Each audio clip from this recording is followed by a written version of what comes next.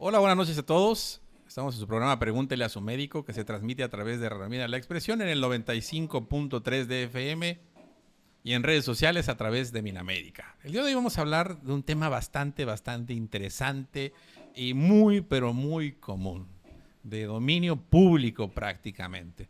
De hecho, tendríamos que haber iniciado este programa como lo hicimos ya hace algunos años con Fito Olivares y Se me sube el colesterol. Sería una muy buena introducción musical para este tema. Justo vamos a hablar acerca de las dislipidemias, ¿sí? El incremento, la exageración de los ácidos grasos dentro del cuerpo. Pero ¿realmente todos los ácidos grasos son malos o solo cuando hay excesos? Bueno, ¿qué importancia tiene el colesterol elevado o el colesterol bajo? ¿Hay colesterol bueno, hay colesterol malo? Los triglicéridos, tenemos que dejar de comer algunas cosas, hay que tomar tratamiento. Bueno, pues si le interesa y usted es víctima de estos ácidos grasos que le están dañando el organismo, pues acompáñennos a lo largo de esta hora. Está con nosotros para hablar del tema una especialista del tema, una médico internista. Está con nosotros la doctora Raquel Charlotte Rodríguez Pérez Berti. Buenas noches, bienvenida, doctora. Hola, ¿qué tal? Buenas noches, muchas gracias por la invitación, es un placer estar aquí con ustedes y pues como bien lo comentaba, es un tema muy común en la consulta, de gran importancia y pues también porque muchas veces llega a ser algo asintomático, que no nos damos cuenta hasta que pues llevamos nuestro perfil de lípidos, ¿no? Que es donde nos podemos dar cuenta de esto, pero es importante saber la importancia del mismo. Y con nosotros en la parte emocional, pues justo para hablar por qué nos encanta seguir comiendo harta grasa, cosas que traen sellos y que dicen alto en grasas trans, pero nos negamos a dejarlo. Tiene que ver la parte emocional con esto. La psicología nos puede ayudar a resolver esto. Bueno, pues Rosario Huerta Mijangos está con nosotros. Buenas noches. Buenas noches a todos y buenos días a quien nos escuche los sábados. Y por supuesto, el anfitrión del programa, el doctor Sergio Arnulfo Ávila Toledo.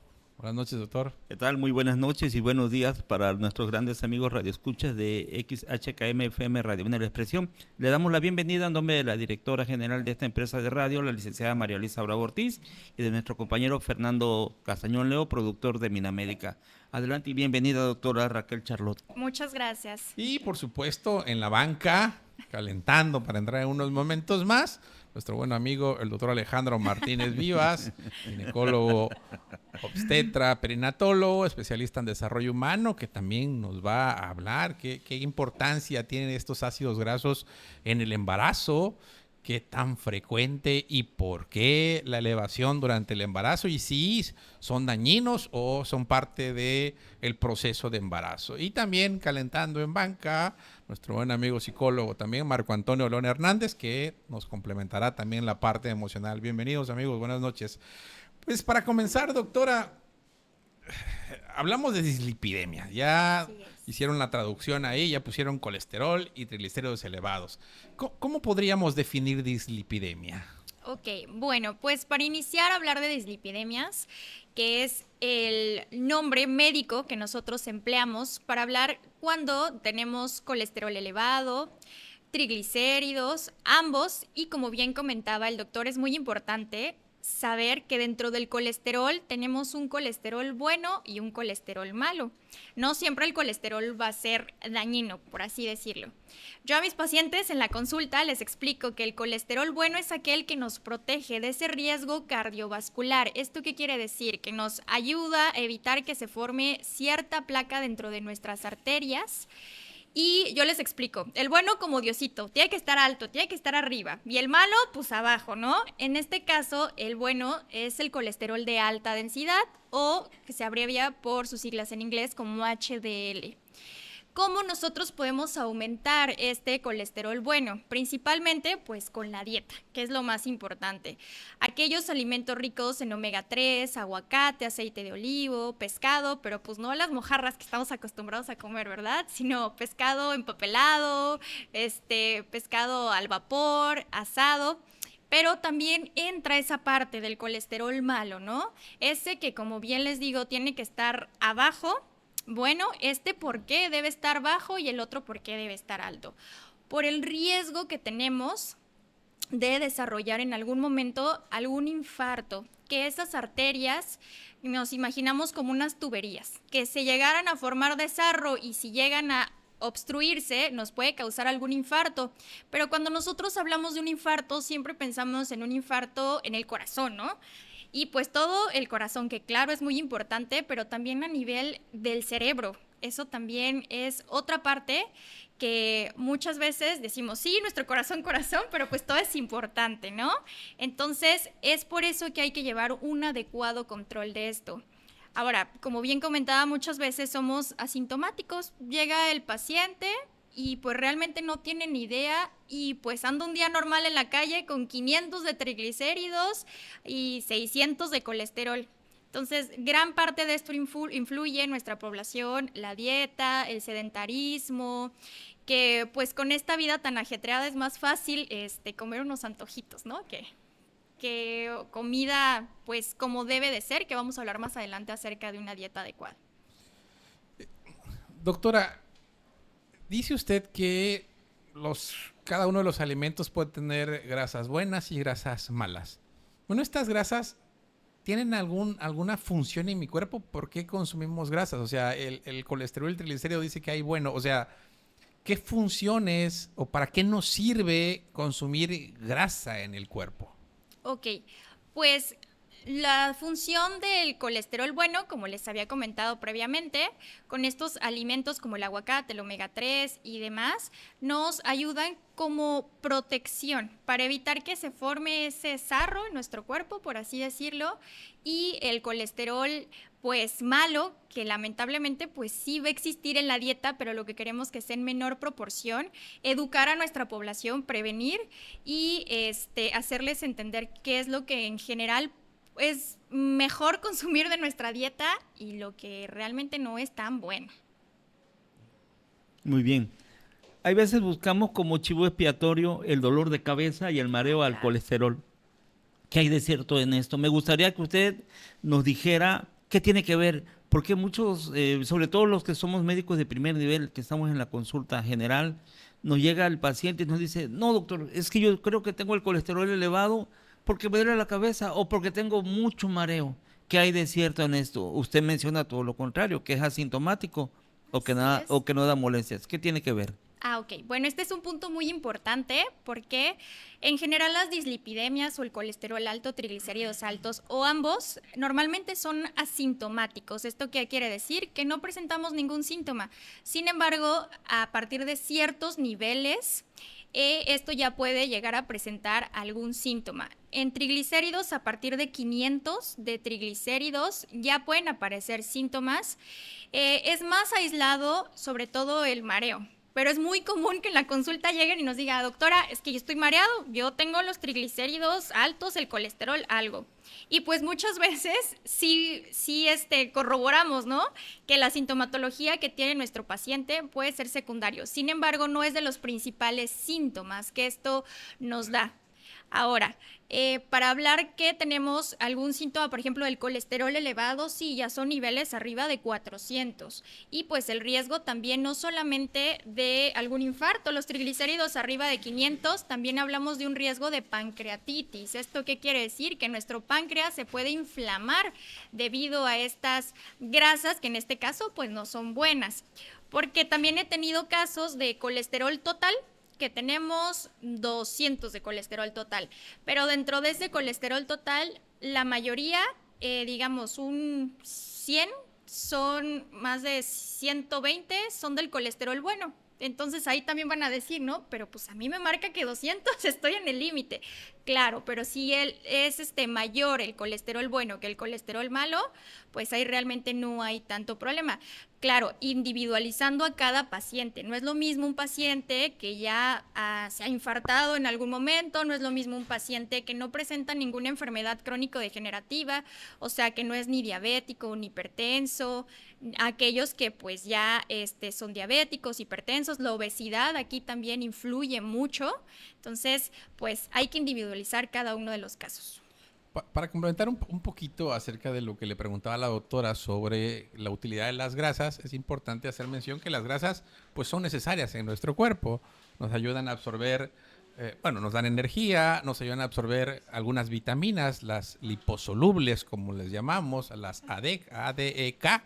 Sin esta grasa no podría absorberse y son precursores para muchas hormonas, para que el cuerpo funcione de manera pues buena, ordenada, ¿sí? Obviamente, cuando esto recae en excesos, pues hay ciertos factores de riesgo, sobre todo si hablamos de el colesterol malo. Rosario, me gustaría mucho preguntarte lo que mencionaba yo a la introducción del programa. Ahora, prácticamente todos los alimentos procesados tienen sello. Casi todos. Si no es que todos los procesados. Y ahí viene alto en grasas trans. A lo mejor ignoramos, pero ya sabemos que la Secretaría de Salud dice que si tiene sello es malo. Hay muchos comerciales por todos lados. ¿Por qué seguimos insistiendo en comer cosas que no son saludables? Y peor aún, ya fui con mi médico y ya me dijo que tengo el colesterol elevado, que ya tengo los triglicéridos muy altos, pero estamos con las de, bueno, pues si me voy a morir, pues me muero contento, ¿no? Que me cargue, que pese más la caja y sigo con mi horneadito los fines de semana, mi carnita todos los días, el chamorro cada 15 días, o sea, ¿por qué insistimos en esto? ¿Por qué es tan complicado hacer hábitos nuevos de alimentación? Bueno, es complicado hacer hábitos nuevos de todo, pero hacer hábitos nuevos de alimentación es complicado porque comer es un placer. Y todo lo que nos genera placer, pues obviamente lo queremos repetir.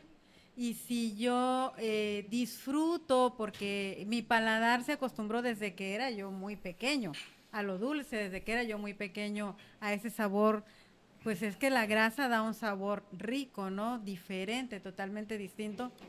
Ya tengo este gusto por lo que estoy comiendo, aunque me digan que me hace daño, como comer es un placer y a mi cerebro, a mi cuerpo le gusta el placer, pues es bien complicado dejar de hacer algo que me gusta, dejar de sentir algo que me gusta.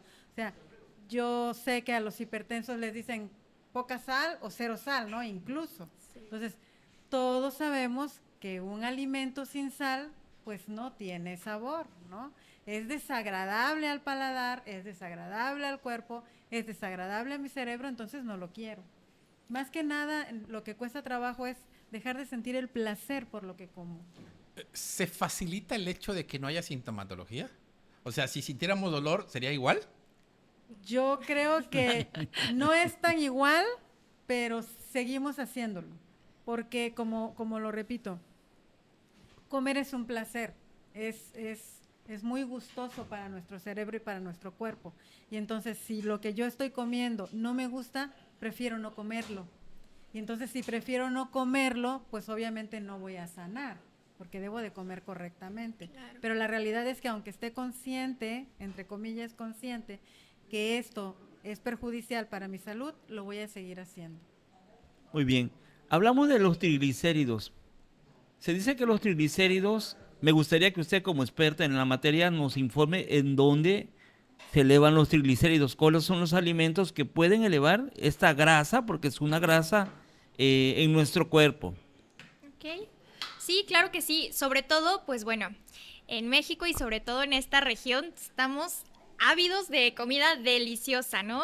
Que las tortillitas hechas a mano con manteca, muchas gracias, los antojitos, las picadas, híjole, ¿qué les digo? Principalmente los triglicéridos se elevan de todas esas harinas refinadas, pasta, tortilla, porque me pueden decir, no, doctora, yo nada más me como 5 tortillas, pero bueno, por dentro de esas 5 tortillas también no hay que olvidar que también se convierten en glucosa dentro del cuerpo. Entonces, principalmente pasta, harinas refinadas, pan, que también es delicioso, tortilla, en general en esos alimentos es donde más nos damos cuenta de la elevación de triglicéridos. Es muy importante lo que acaba de decir la doctora, de suma importancia, porque pensamos, tenemos la idea de que solo la grasa me puede elevar colesterol y triglicéridos, ¿no? O sea, solo la grasa. Debemos recordar que todo lo que comemos es energía. Todo se transforma en energía, en azúcar. Pero el cuerpo es muy inteligente. Entonces, cuando empezamos a comer de más, el cuerpo dice, tengo que ahorrar. Tengo que aprovechar para ahorrar y empieza a guardar todo lo que como de más en grasa. Exactamente. Y empiezan a acumularse los gorditos por todos lados donde nos los ven. Ahí se acumulan cachete, papada, lonjitas. Todo se empieza a guardar esa grasa porque el cuerpo dice, seguramente la voy a necesitar mañana porque a lo mejor no va a haber comida, ¿sí? Y empezamos a hacer acúmulos. La cosa es que cada vez es más fácil acumularlos, ¿no? El cuerpo, en lugar de decir, ya hay de sobra, vamos a gastar, no, dice, tengo que ahorrar más y cada vez más y más y más. Es un ahorrador empedernido. Entonces, aunque usted coma solo cóctel de fruta con miel, granola y yogur por la mañana, no significa que no se pueda acumular en el cuerpo, porque es un shot tan grande de energía, de azúcar, que el cuerpo dice, esto lo necesito ahorita y esto lo voy a guardar. Y entonces, pues resulta que también voy a tener ciertas elevaciones secundarias de comer lo que yo pensaba que era sano. Es muy importante eso que acaba de decir la doctora y es importante recalcarlo. Psicóloga, ¿los azúcares crean adicción? Sí, por supuesto. El azúcar, yo sí lo he comentado muchas veces. No está prohibido para nadie el azúcar, ¿no? Sin embargo, es una adicción total y nos va dañando el cuerpo tal y como lo hace cualquier otra droga.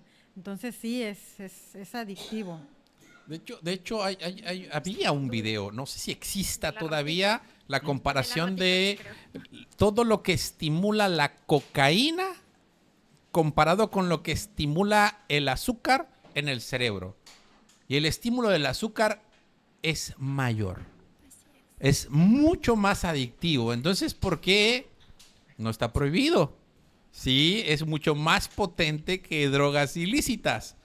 Porque, pues, es un negociazo. O sea, la industria de los alimentos se irían al borde sin azúcar, ¿no? Pero la realidad es que el responsable de la crisis de medicamentos, la crisis de pobreza hospitalaria, bueno, aparte de los malos manejos y corrupción, justamente de los dineros justificados, es esto, el azúcar, el exceso de azúcar. Por eso somos diabéticos, por eso somos hipertensos, por eso somos obesos, por el exceso de azúcar. Entonces, sí, es muy, muy, muy adictivo y es una droga lícita, desafortunadamente, a pesar de que genera más muertes que cualquier droga ilícita o cualquier lucha contra las drogas ilícitas, ¿no? Claro. O sea, eso es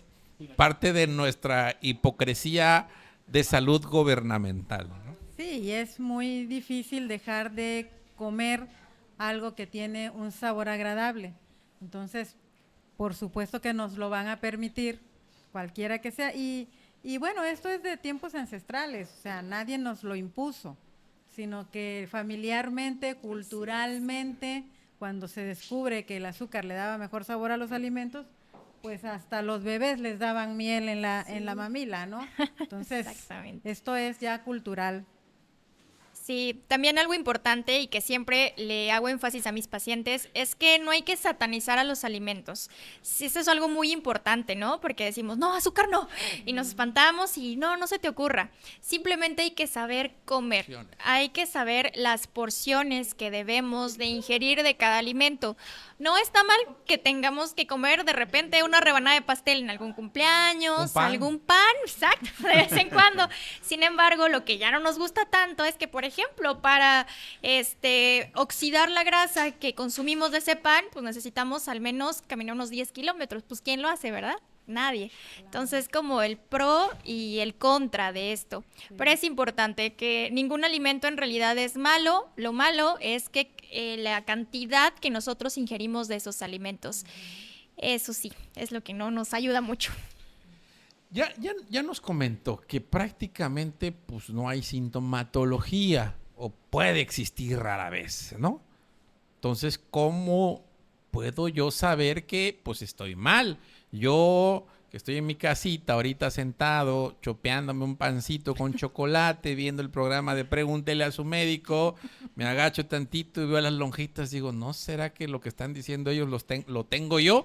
¿Cómo un paciente puede saberlo? Y si es recomendable que se hagan búsquedas intencionadas, ¿a partir de qué edad y con qué frecuencia? Ok, perfecto. Bueno, pues como todo en la medicina, lo ideal es tener un tamizaje. No esperarnos a tener 500 de triglicéridos para tener síntomas o más de 400 de colesterol para esto.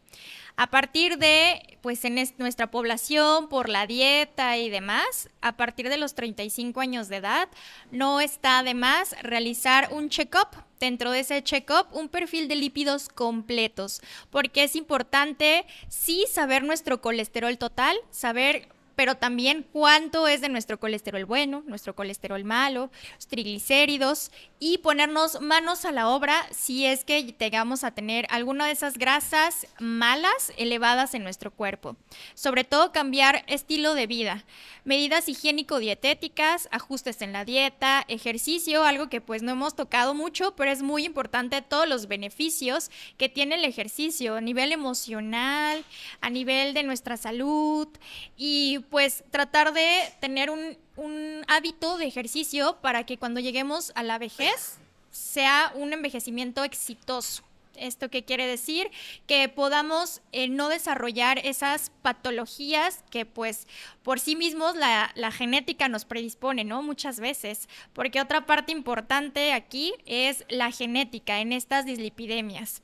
Hay algunos signos clínicos que tienen los pacientes, sobre todo con hipercolesterolemias familiares. ¿Esto qué quiere decir? Que ya genéticamente traemos, ahora sí que ese gen, válgame la redundancia, donde por sí solos hacen que las grasas malas estén más elevadas en nuestro cuerpo. Algunos de esos síntomas clínicos que se pueden presentar son los famosos jantomas. Estos jantomas son unas lesiones, por así decirlo, pero en realidad son unos tipo granitos muy comunes que lo vean en la población que tenemos en los párpados. Esas personas que se le ven así como unas bolitas amarillitas en los párpados, ese es un signo clínico, sobre todo de hipercolesterolemia familiar en los pacientes. Entonces, si algún paciente que ahorita está chopeando su pancito viendo el programa y llega a tener un signo clínico como esto, pues es importante que nos hagamos un perfil de lípidos completos y acudamos con nuestro médico de confianza. Bueno, aquí el ingeniero Hugo Sánchez hizo esta pregunta. ¿Solo con la alimentación es el grado de elevación de los triglicéridos y colesterol? Y él hizo esta pregunta que usted ya la contestó. ¿Puede ser hereditario? Así es, sí existe un factor genético en esto. Ahora, el control de estos, tanto del colesterol como de los triglicéridos, existen medidas farmacológicas y medidas no farmacológicas, como lo habíamos mencionado. Es importante en esta pregunta que acaba de hacer el ingeniero, un saludo, que sí tenemos la predisposición genética. Claro, pero no quiere decir que por eso todos mis triglicéridos se van a ir a 500. No. Simplemente soy más sensible a que si mi dieta no es adecuada, se eleven más.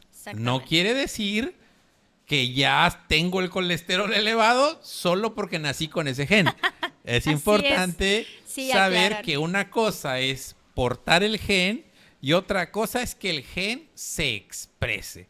Y para expresarse necesita que yo le entre también bien y sabroso.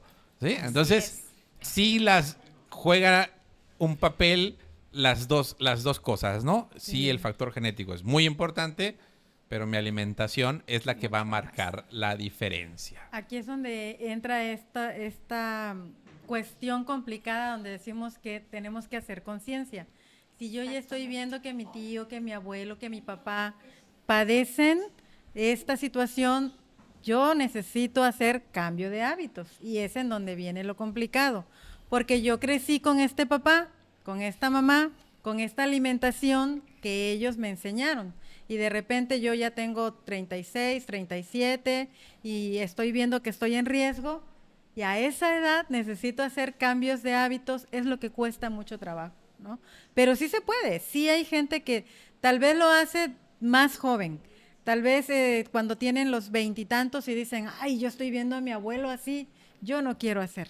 No quiero batallar, no quiero pasar por eso y empiezan a generar cambios de hábito por sí solos y creo que eso es lo más saludable, a que no se sientan obligados, porque cuando nos sentimos obligados o nos vemos obligados a restringir ciertos alimentos o obligados también a que tengo que hacer ejercicio porque debo de hacer ejercicio, me lo está pidiendo y me lo está indicando el doctor, cuesta mucho trabajo, cuesta muchísimo trabajo. Creo que uno de los problemas más serios de esto es la temporalidad, o sea, podemos iniciar un cambio de hábitos, pero si no tenemos el grupo de apoyo familiar, ¿verdad? Si no lo realizamos en grupo, va a ser muy difícil sostenerse, ¿no?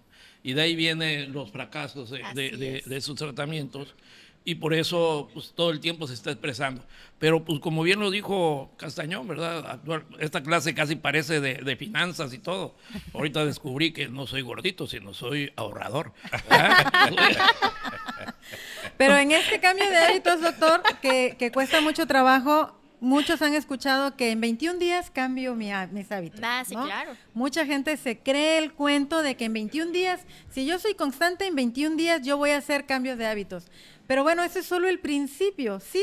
Es una realidad, está comprobado científicamente que una persona que persevera 21 días ininterrumpidos, sí inicia cambio de hábitos, pero inicia el cambio de hábitos. Sí. Se necesitan 90 días ininterrumpidos para que de verdad empieces a sostener un cambio de hábitos. Y créanme que es muy difícil llegarle a los 90 días, porque si tú interrumpes, ya no son 90 días ininterrumpidos. Claro está, tienes que volver a empezar. Y a veces la gente ya va en el número 60, por decirlo, ¿no? 65. Se fue de pachanga, se fue de fiesta. Bueno, mañana lo hago. Hay que volver a empezar. El cerebro lo da por terminado y tiene que volver a empezar el proceso. Por eso cuesta mucho trabajo cambiar de hábitos. Alejandro, en la mujer embarazada es frecuente la elevación de estos ácidos grasos. ¿Tiene alguna función en específico? ¿Y qué pasa con esa mujer que ya tenía el problema de colesterol y triglicéridos elevados antes de embarazarse? ¿Hay algún riesgo? ¿Pasa algo? Claro. Los problemas del metabolismo de los lípidos durante el embarazo se ve afectada, sobre todo al término, ¿no? Cuando hay más demanda calórica y más demanda para ese aporte para el bebé. Básicamente en el primero y en el segundo trimestre no hay cambios. La mujer que tiene su colesterol y sus triglicéridos normales, en este lapso, en el primero y en el segundo trimestre, va a estar normal.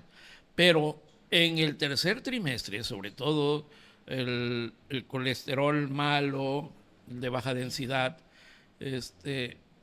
aumenta en una proporción de 2 o 3 veces, a veces más. Los triglicéridos también aumentan hasta un 65%.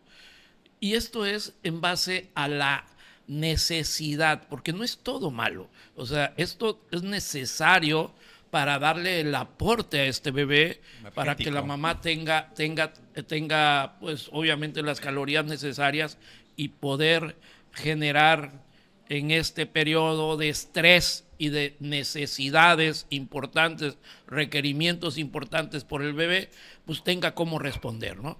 Es normal que se eleven. Regularmente no le damos la importancia durante el embarazo a los triglicéridos en base a ello. Pero obviamente una mujer que tiene los triglicéridos altos desde un inicio, pues muy seguramente también no nada más tiene el trastorno en los lípidos, sino también en los carbohidratos. Claro. Y se asocia obviamente a diabetes gestacional, tiene una relación directa también con preeclampsia, ¿verdad?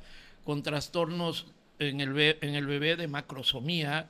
Sabemos que cuando hay los triglicéridos altos y el colesterol alto, hay un metabolismo también oxidativo y hay un trastorno endotelial que va a favorecer precisamente la hipertensión y la preeclampsia.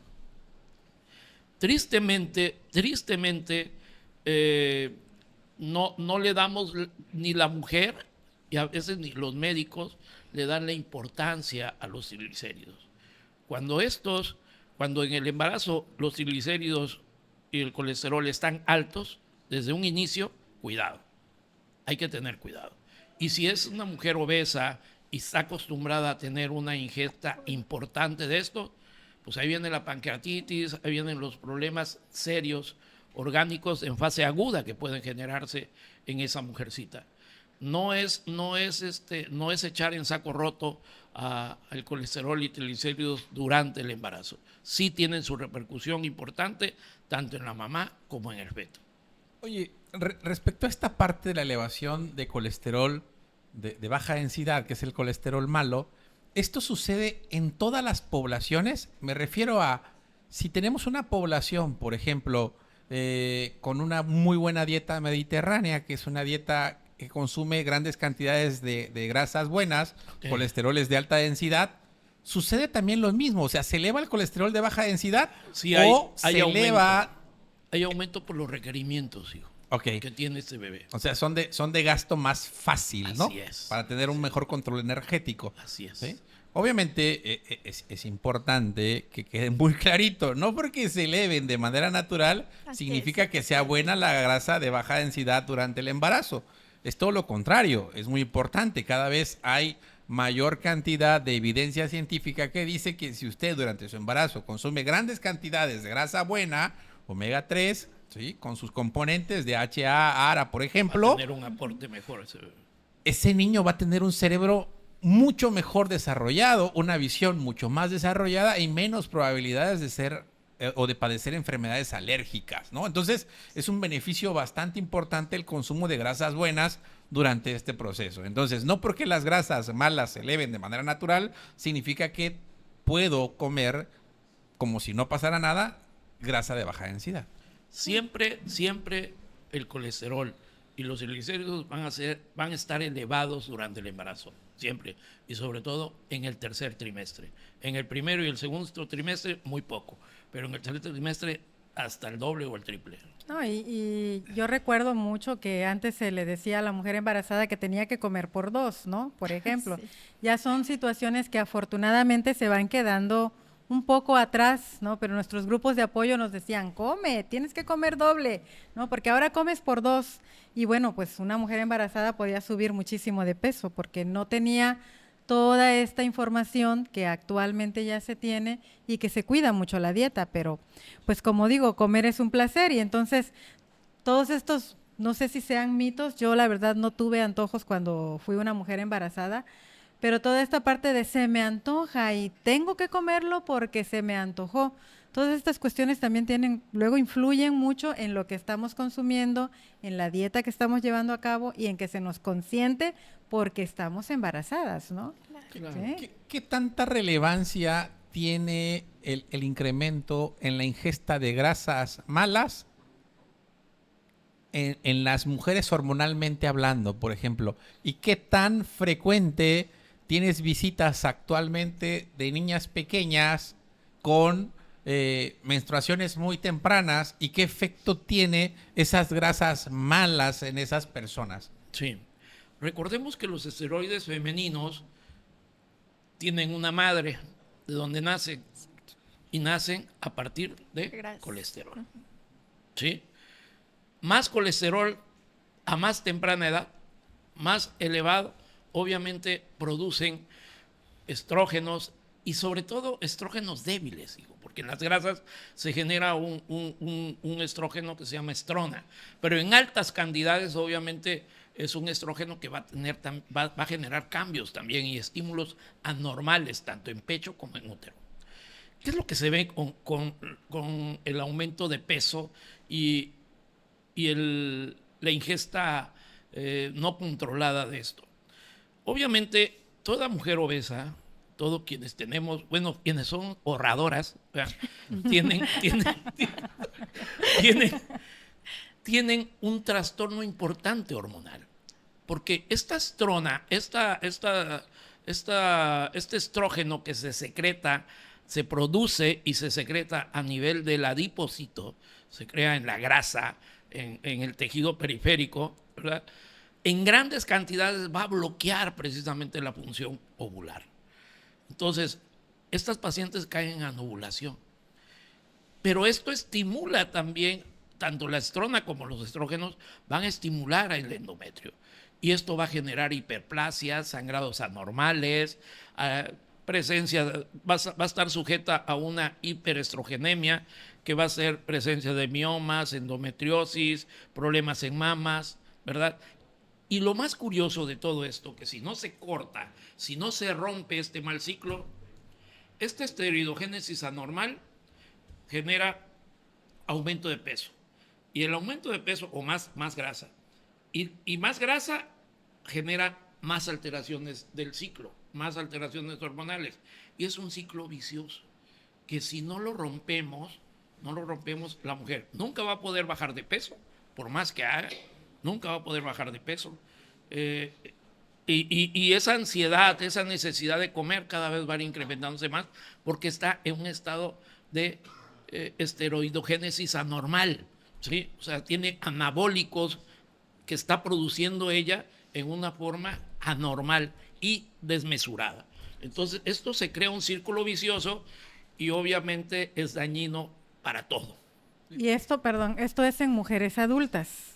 En niños. Y en niñas también, ok. Fíjate que eso iba a comentar ahorita. Tenemos todos los que nos dedicamos a la pediatría cada vez más pubertades precoces. Claro. Y entonces tenemos a las mamás diciéndonos que porque comen mucho huevo de gallina, están por las hormonas que le inyectan al pollo, es que estos disruptores endocrinos es por eso, ¿no?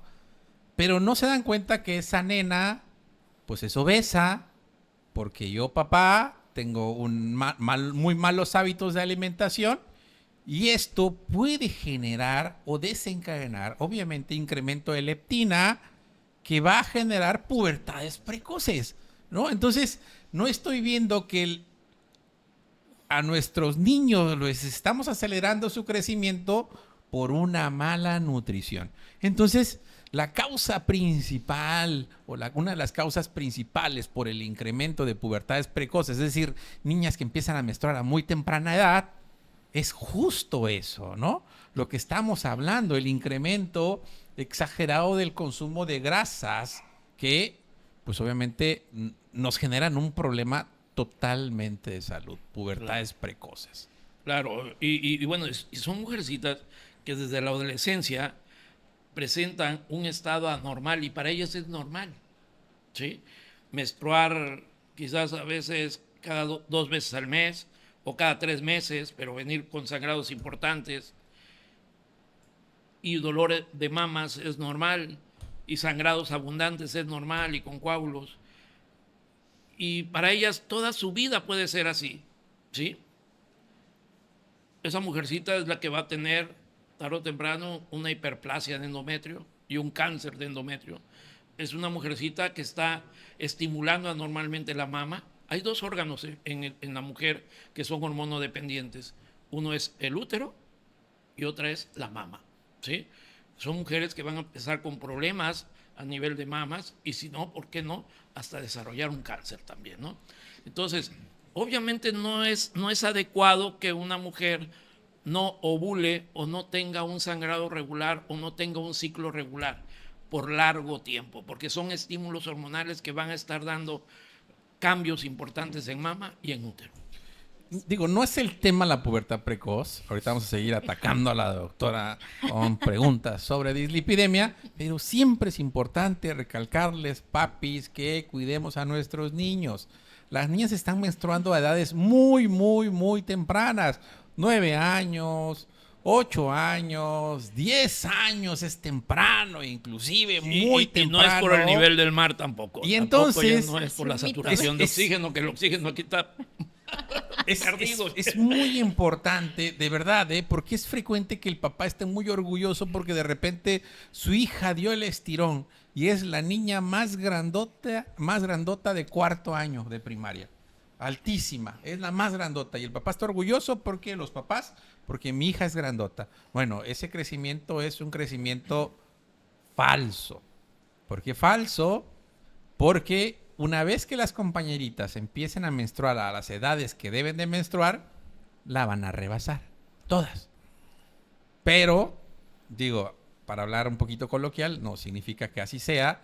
Digamos que una nena que empieza a menstruar es una nena que empieza a envejecer. Empieza a tener ciertos desgastes físicos. Entonces, entre más tarde en envejecer su hija, mejor salud va a tener. Su cuerpo, sus huesos se van a hacer más grandes y va a tener más reservas. Entonces, lo habitual, lo normal es que las niñas deberían menstruar en la secundaria o en la periferia de llegar a la secundaria. Menstruaciones de 5º, 4º año habrían que valorarse y tendrían que venir a valoración pediátrica para referirlas a endocrinología pediátrica, porque seguramente habrá que inhibir esas menstruaciones porque no son normales. No son adecuados. Bueno, regresando a la parte que nos compete. Ya dijimos que hay que cribar, que hay que buscar los estudios y se debe de hacer un perfil de lípidos completos para poder hacer el diagnóstico, porque el que yo tenga elevado el colesterol no forzosamente... El colesterol general no forzosamente puede significar que sea malo. A lo mejor yo soy un muy buen comedor de salmón salvaje todos los días y a lo mejor tengo elevado el colesterol bueno y pues no va a ser tan mala la cosa, ¿no? Todo lo contrario. Entonces, bueno, ya hice el diagnóstico. Decía usted que hay medicamentos y hay cambios de hábitos. Ya hablamos que los hábitos pues nos van a costar muchísimo trabajo porque esto de ser ahorrador no se nos quita tan fácilmente. Ojalá fuéramos ahorradores y ojalá fuera fácil ser ahorrador. No ahorramos grasa, ese es el problema, azúcares. ¿De qué depende, doctora, a quién le voy a dar tratamiento y a quién voy a cambiar hábitos? ¿O definitivamente tengo que dar medicamentos y cambiar hábitos? Ok, bueno, pues esto es muy variable. Para empezar, debemos de saber que existen factores de riesgo cardiovascular. ¿Esto qué quiere decir? Que si contamos con alguno de los siguientes, como es, bueno, ahorita el doctor me va a ayudar, mujeres en la menopausia ya es un factor de riesgo cardiovascular, personas que fuman, exceso, como todos los excesos, tabaco, alcohol, en este caso dislipidemias, colesterol y triglicéridos altos, sedentarismo, que la mayoría de nuestra población no realiza actividad física como debe ser, porque nos pueden decir, oiga doctora, pero yo hago el quehacer en mi casa diario, ya, sí, pero no destinamos cierto tiempo a esa actividad física. Ahora, debemos de individualizar a cada paciente. No es lo mismo que yo tenga un paciente de 35 años sin ninguna enfermedad crónico-degenerativa, que no sea diabético, que no sea hipertenso y que me llegó con un colesterol de 210. Hay que recordar que el límite alto del colesterol es hasta 200 y de triglicéridos 150. Y, por ejemplo, a él, pues en este momento podemos iniciar con medidas higiénico-dietéticas, dieta, ejercicio y demás. Que, por ejemplo, en el otro extremo nos llegue un paciente de 55 años que ya se me infartó, que es diabético descontrolado, hipertenso, que ya también ahí nos anda fallando el riñón, pues obviamente en este paciente, entre mayor sea el factor de riesgo y también los niveles de colesterol o triglicéridos, pues debemos de indicar un tratamiento farmacológico. Algo que es importante y que lo he visto muy común en la práctica es que damos este medicamento para el colesterol, que son las estatinas. estas estatinas pueden ser de alta intensidad y depende también la dosis. No es la misma dosis que le corresponde a todos los pacientes, hay que individualizar. Pero me ha tocado ver que en pacientes que se normalizan el colesterol, se los quitamos. Si bien sí es un medicamento que fue diseñado para disminuir estos niveles de colesterol malo y aumentar los niveles de colesterol bueno, también se ha visto a nivel científico que también nos da cierta protección cardiovascular. También nos ayuda mucho a ese sarrito que se nos va llenando en las arterias, que retrasen esa estancia, por así decirlo, ahí. Entonces hay que valorar, no nada más que bajemos los niveles y retirar el medicamento, sino muchas veces en algunos pacientes se continúa de manera indefinida por el factor protector que esto nos da. O sea, también va enfocado a aquellos pacientes que son hipertensos y diabéticos que tienen mayor riesgo cardiovascular, independientemente de lo que usted menciona de las dislipidemias. Así es, también. En la gran parte de nuestra población sí está indicado el tratamiento farmacológico y como bien usted menciona, la mayoría pues son hipertensos, diabéticos, así que como comento hay que individualizar, pero la mayoría sí amerita tratamiento farmacológico.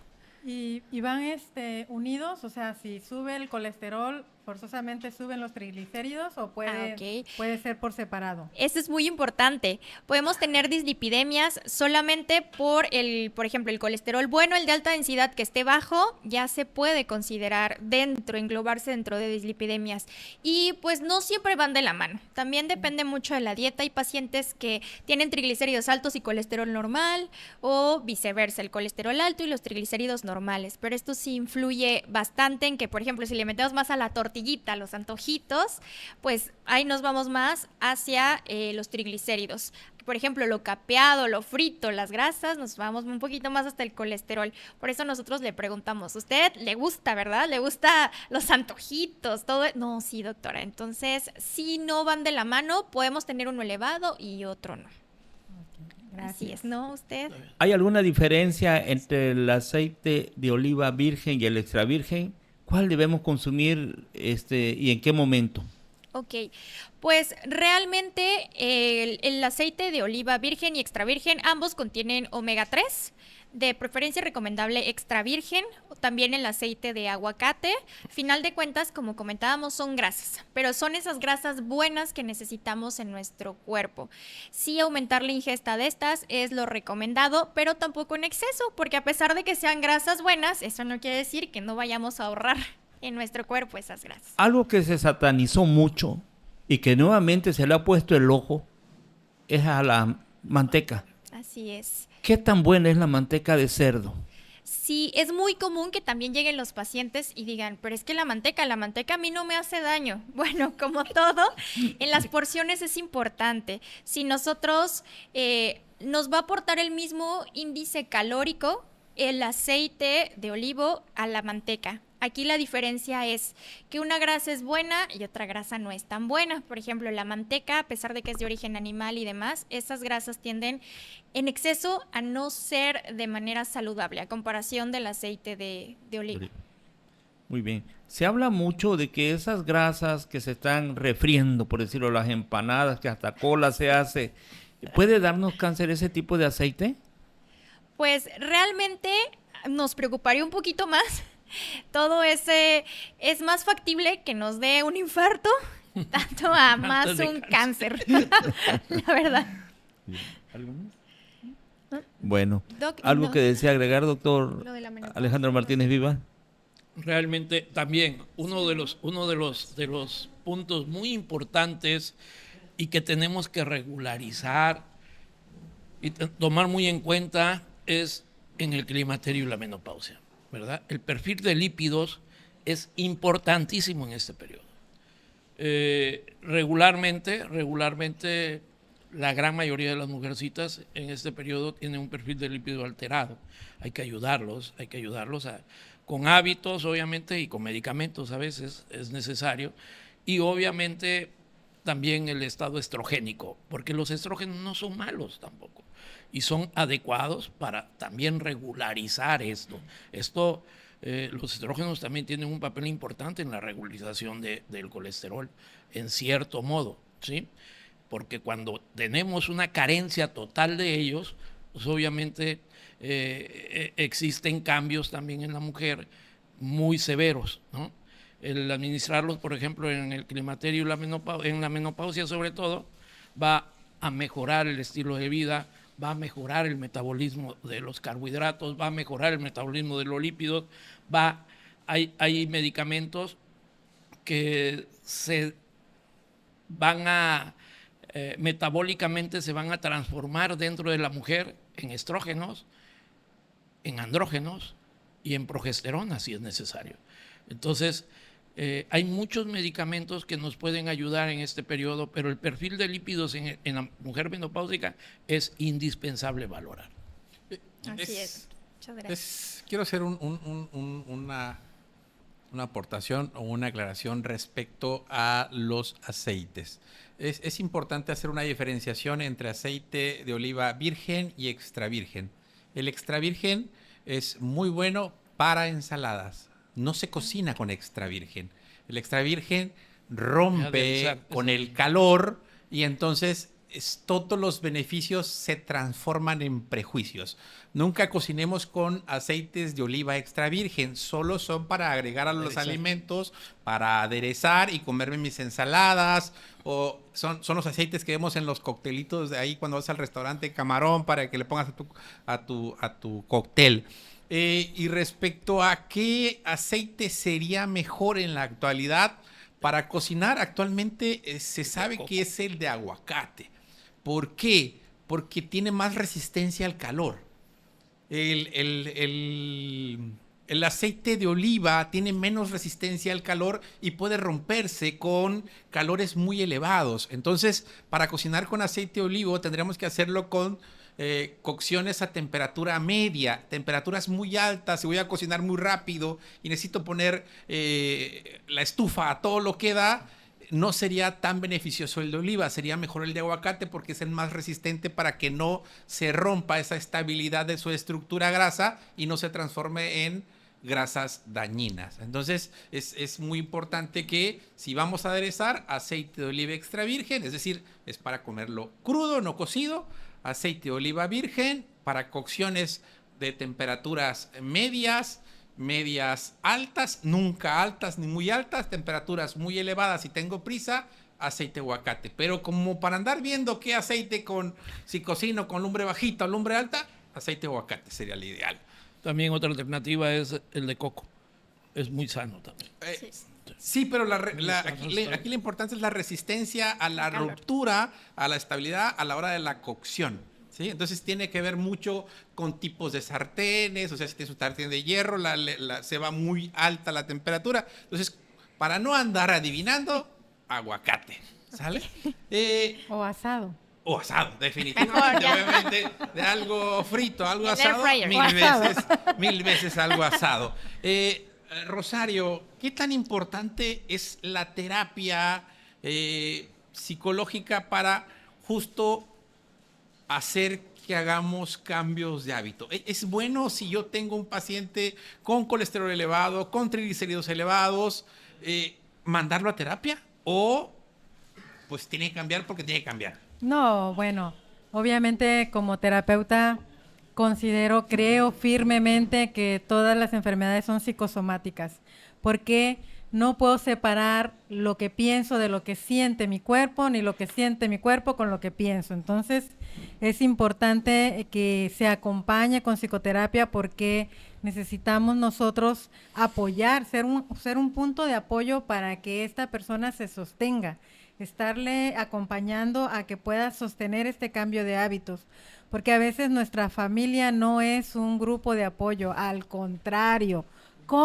Tú come, mira que esto no...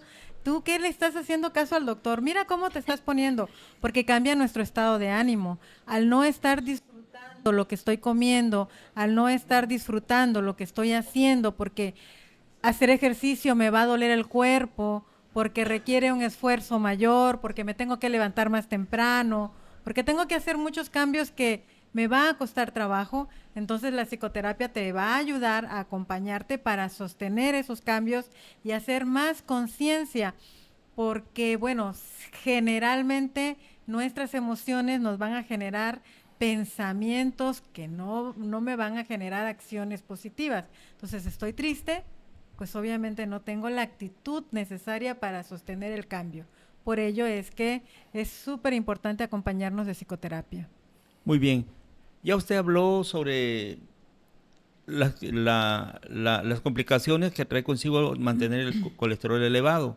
Ahora, el examen de diagnóstico es a base de laboratorios, el perfil de lípidos. Hay una pregunta y pocos pacientes lo saben. ¿Por qué es el ayuno de 12 horas para la prueba de perfil de lípidos? Ok.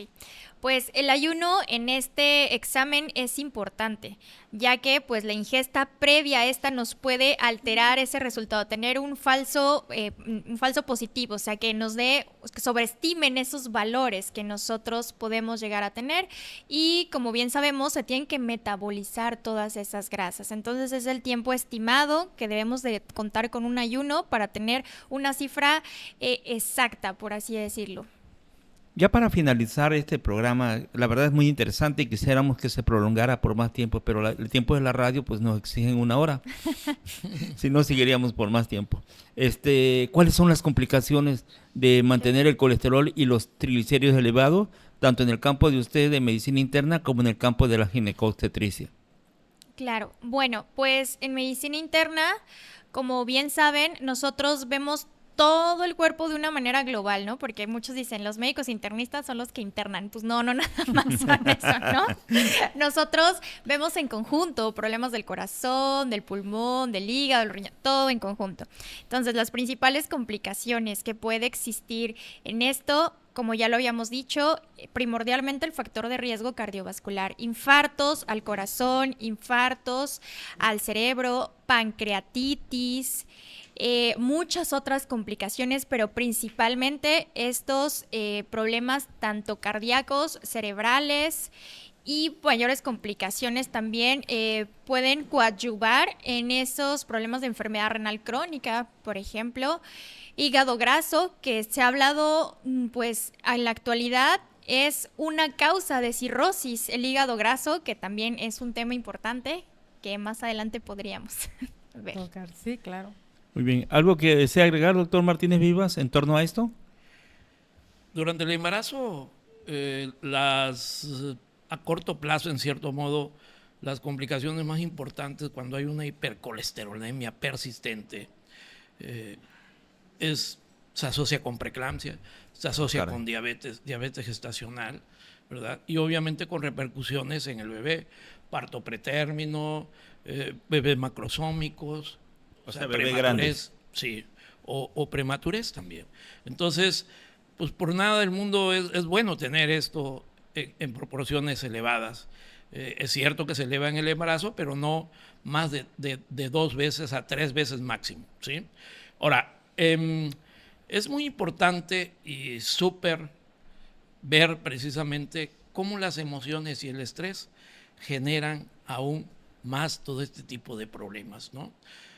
Obviamente las emociones, el estrés, la ansiedad va a asociarse con ingesta de alimentos en una forma desmesurada, sin control y se asocia fácilmente con hipertensión, con diabetes, obesidad.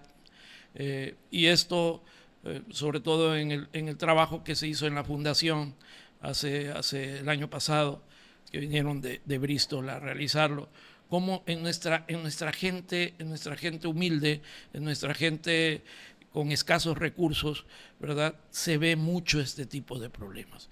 Entonces, bueno, obviamente hay un trabajo en salud pública y sobre todo en actividades de gobierno que se pueden generar enfocándose a este nivel, empoderando a la mujer, empoderando a las familias, haciendo proyectos productivos a estos niveles para poder minimizar precisamente ese estrés en la mujer, que es quien lleva el alimento la gran mayoría de las veces al hogar.